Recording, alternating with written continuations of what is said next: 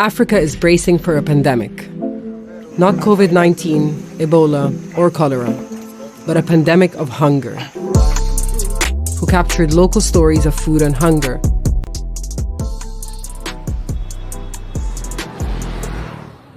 Millions of Africans die from hunger each year, despite the continent's huge farming potential.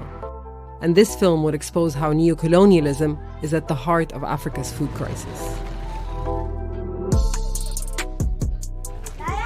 Actually, when this pandemic came, things came very hard because before this pandemic, we used to hustle and get something to feed our family.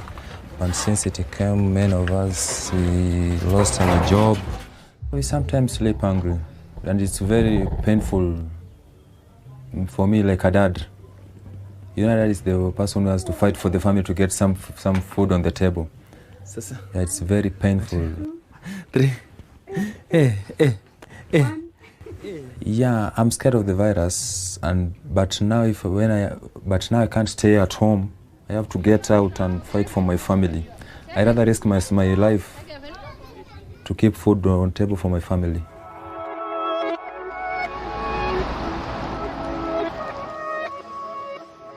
Things are becoming very expensive.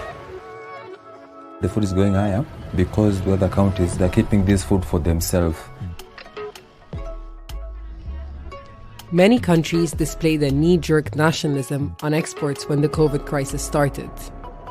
The EU's restrictions on medical exports outside the bloc had a big impact on countries that normally import these products, like Kenya and Nigeria. And when the world's big exporters of grains, like Ukraine, India, and Russia, announced they were limiting supply, this created increased demand for food across Africa and pushed up prices.